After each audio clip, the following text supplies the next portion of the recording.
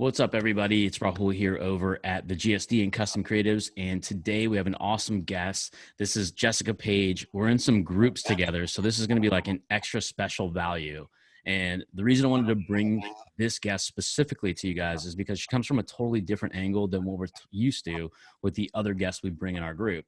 So she's an intuitive life and business coach, and she loves to jam on topics like manifestation, how to take your aligned versus force actions, creating money with ease, connecting at a way deeper spirit, both mind and body. So you can create and unleash that source of fear, get rid of it, get it out of your system so you can step into total freedom. So with that being said, Jessica, did I do a good job on the intro there? So perfect. And it's an honor to be here in your presence and in your space. Yeah.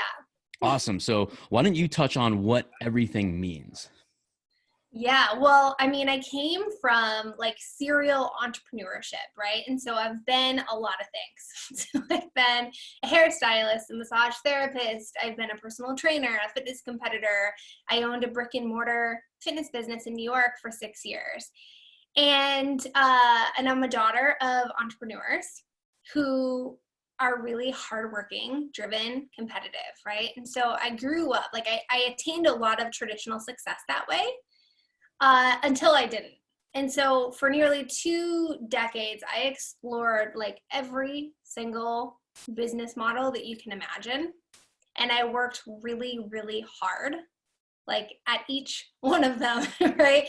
So like, I think when you're a driven entrepreneur, it's like discipline, hard work, sacrifices, they were no problem for me. I saw this beautifully modeled by my parents as well and modeled by their parents.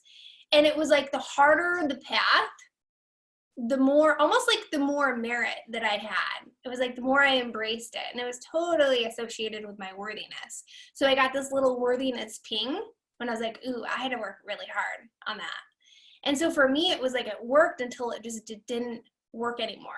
And addiction very much runs in my family as well. So my dad was a sex addict. My brother was a drug addict, and then passed down. So we had really this addictive pattern showing up for me. I was totally addicted to my work.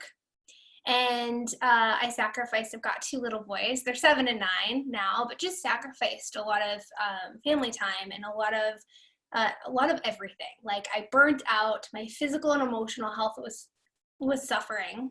My relationships were suffering. Like my husband and I were like 2 like masculine energies at that point, right? Because I was in really what I call a wounded masculine energy of just drive. There was no sort of sense of feminine ease and flow. And I couldn't break past the financial plateau. So like what was my incredible work ethic got me so far, and it really led me on this journey. And so once I launched my 6th business, which is a fitness coaching business for entrepreneurs, I launched that after my husband and I sold our brick and mortar. And I started to see the same plateau show up. And like at that point, I had spent over $500,000 on coaching. I've done like all the Tony Robbins programs. I've read the books. It's like, seriously, like what the fuck gives, right? And I was super frustrated, and I felt like I'd done a lot of personal development, and I knew the marketing, the tactics, the sales, the strategies.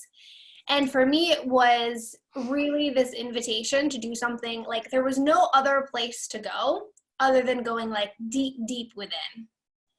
And so I went on this year-long quest of deep inner spiritual work. And through that process, birthed my new business, but really birthed what is my sole purpose of what I call grind to glory. And so shifting from this, I still work, I still show up, I still am in growth stretches, but it's shifting from this mentality that I think society sets us up for, of we have to make sacrifices and we have to, just be in this hustle mode 24/7 in order to reach a level of success. And I've just flipped that and really was on this mission to prove that we can have ease and flow as well as abundance, and we can have really beautiful, soulful relationships. And so that's really the quick journey of what landed me from here to here. Yeah, I mean, like I come from an entrepreneurship family as well, and I think like it first starts off like, I want to start a business. And then my family was like, don't do it yet. You're too early. Did it anyways. I'm like, fuck you. I'm doing it. And did it. It somehow worked and I had no clue what I was doing. And then it went into that grind effect, like where I was sleeping on my couch at my office. I was dating a girl. She lived at my parents' house. I never even showed up there because I slept 5 days a week at my office. I would go to the gym, shower there, come back to work. So it was like kind of, that was my home. And I'd never wanted to miss a phone call, an email. I had this over compulsion of wanting to be a people pleaser to the client, but I always wanted to close the next deal at the same time. So there was never enough time. So it was like my day job is closing, my night job is fulfillment. And that really gets that wear and tear.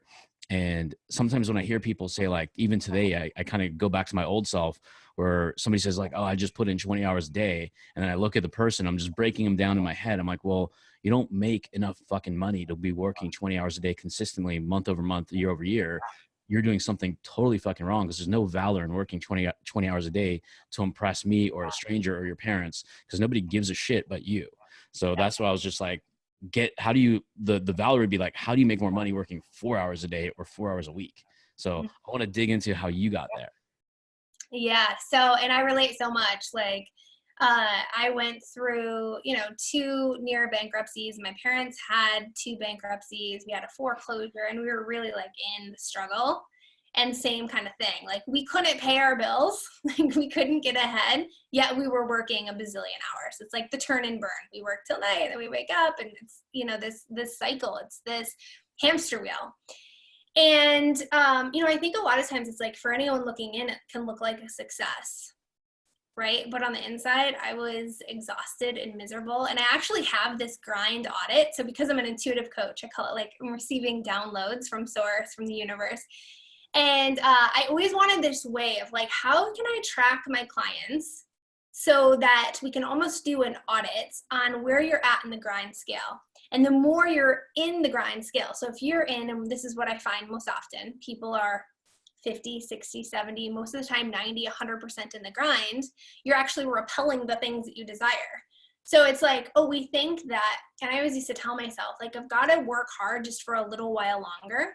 But like you were saying with that example, like, I've got to put in the 20 hours for a little while longer. And then once I get to here, then I won't have to anymore. And the truth is, like, that is not how energy works. And so whatever you're doing, you're just going to get more of. So if you want to shift this and have 4-hour work days and have ease and flow, and by the way, like, business gets to be fun and expansive and actually enjoyable and like completely abundant. And so whatever you're doing, you're going to get more of. And so I created this grind audit. I'll share it with you so you can share it with your tribe. And it's a way to actually test. It's a series of 10 questions, and you take yourself through it subjectively. And you're able to know, here's where I land, here's what it means. And then you can make the steps to, of course, start shifting. So it's just like awareness around that. But to answer your question, I believe that the only way out is by going in. And it's not like, again, I've done so much personal development work, and I've gone to done the fire walk and unleash the power within. And like, I'm obsessive with reading books. And it just, for me, I had to go deep within and really look at like, what are the things within me that are wanting healing? And so I had to go into like inner child healing and go back to some traumas when I was 6, 7, 8 years old and really heal those. So I think a lot of times we can have something small or something significant happen in our life. My husband's a beautiful example of this. He's like, I had the perfect childhood and nothing happened, but 2nd grade gym teacher said something, landed for him, and then that shows up in adult life of like, I'm not worthy, I can't do this thing. So it's just amazing at like how savvy us human beings actually are, that we're able to just suppress things where we like forget they ever happened. So part of this journey is really the willingness to heal what's wanting to be healed, to raise our intuition. And so both men and women get to be really intuitive beings. So I didn't have to like force anymore of like trying hard to figure everything out. I intuitively just receive most content for my programs, or pricing for my programs, or just a simple like yes no response to something. And raising frequency right? Being in a higher vibration. So we're actually in alignment for more money and the experiences that we want to draw in. So all of these things that we have access to in the inner realm of doing the inner work, spiritual awakening, is really what created just so much ease and flow for me in my business. And then also being in my core feminine essence. So for most guys, core essence is masculine. For most women, it's feminine. If you are a woman and you're in the grinds or hustle and you're sacrificing, know that you're out of your core essence and you're in a wounded masculine. And most men are also in a wounded masculine. So there's these divine and wounded essences. And so it's bringing ourselves back home and connecting into like how we're actually wired to show up. Mm-hmm. And when we're in that space, we don't have to work so hard. It's like, oh yeah, this is how I get to show up. That's cool. Yeah, totally. I think that grind audit would help so many people, because I think like when I talk to and coach other people that are in entrepreneurship, a lot of it is a confidence mindset issue. It's not that they have the skill. It's just that something is like scared to tell somebody a price. They're scared to present the offer. They're scared to go through a natural conversation, and they need scripts versus saying, "Hey pal, let me see if I can even help you." So something is blocking them, and you nailed it. It's something from the past, because other people who have no skill, have no right to be talking to clients, are so confident, or they're having awesome conversations. It's because they're free. When you mentioned ease and flow, it's because nothing is blocking them from having that fear and having a human conversation. Because when you're an entrepreneur, you feel like you have pressure, but in reality, you have none, because you have nothing to fucking lose. You have everything to gain because you're zero when you start. Yeah, and I think people are like, consciously this makes no sense, or logically this makes no sense. Like, why would I ever be fearful or have any doubts around success? But I think, and what I see over and over again, is more entrepreneurs have like shit to figure out with success. And so there's these underlying unconscious fears and like, what am I going to do when I get there? Am I going to be able to keep up? Am I going to be able to hold on to the money? So yeah, I think, you know, to just start to go into this, I think fear of sales is a really good place to start. It's like, whatever something is never really what it is. So, okay, I've got a fear of sales. So it's like, okay, cool. Like, where is this coming from? And so a quick process would be just to rewrite that, right? So it's almost like putting a Band-Aid on it. Like, let me take what the fear is and then come up with the opposite. And then every time this thing comes up, I'm like chanting and saying and, you know, rewiring my subconscious belief system to believe this thing until it becomes truth. So that's like the Band-Aid. It works, but then you still not figured out the depth of what was causing the thing to begin with. And until you figure out that thing, somehow, whether it's with sales or something else, it's going to keep popping up, because we have this way of this whole human experience, right? Where we're always attracting the very things that are wanting our attention. And we would be so bored if we never had things to work on. It's like we're always up leveling and upscaling, and we get to move through like just this experience. And so if we want to know, like, what are the things that if I spent a little bit of time doing the inner work would completely shift my external reality, and just look at what's being mirrored to you, and that's your answer. So a lot of times my inner work shows up in how my clients are showing up to me or how my kids are showing up. And it's just fascinating to look at that. Yeah, and those of you guys that are salespeople or sell agency services or coaching services, we always talk about root causes and smoke screens. This is exactly it. If you put a smoke screen, the Band-Aid over your problems, they're going to just show up in worse ways at untimely parts of your business. Right when you're about to hit that revenue mark you want, something may show up because it's coming out of you. When you're ready to hire, it may pass that energy to your team. So once you release yourself and get that root cause repaired, then you're just going to be like loving your job or your career or your path, whatever you want to give yourself the title for a long time. You won't hit that burnout effect as easily. Yeah. Yeah, I love that. So yeah, the grind thing, that's going to be fucking awesome. I can't wait to share it. So if whoever's watching this, you have to comment wherever you're watching this video, whether it's YouTube, Facebook, Instagram, TV, wherever it is, comment, follow Jessica. How do they reach you, by the way? Yeah. So, well, I have a beautiful Facebook group that is like all filled with high vibes and inspiration and all this sort of conversation. And so that's Soulfully Abundant Entrepreneurs. And then And I'll show you a is link. it welcome for everybody? Like anybody who's an entrepreneur? Yes. Awesome. Yes. And the more you're in the grind, I just absolutely love it because you're providing just such beautiful support and framework around all the external tactics and going into the inner stuff too. And my work in the world is really going deep into the inner work to free you and so that you have more external success. Awesome. I love it. Is there anything else you want the audience to know about you and how you can help them or they can help you? Go ahead, please share. Well, I mean, I think that for so many, I look at the past version of myself, and I think for so many entrepreneurs, it's like the very thing that we want from our business and why we go into business is because usually we want freedom, right? And then what happens is we end up getting the complete opposite and we're a slave to our business.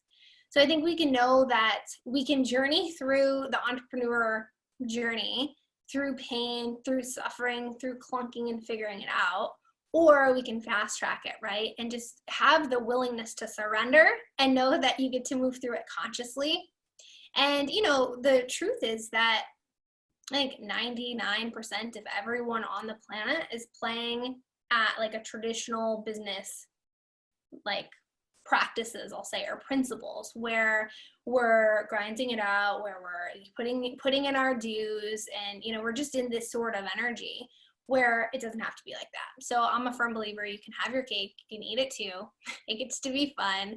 And really I know this is probably going to be a stretch to even like comprehend this, but my full belief system is that it's 80-20, meaning 80% of the inner work. If you just go deep on this is how you get to 4-hour work days too.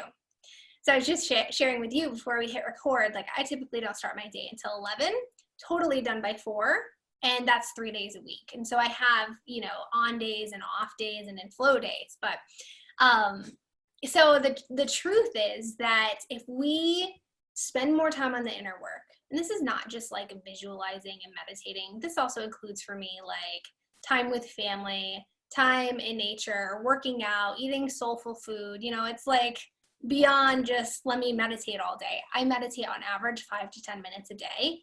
That's it. So I think sometimes we think like we've got to go into like monk school, meditate for hours.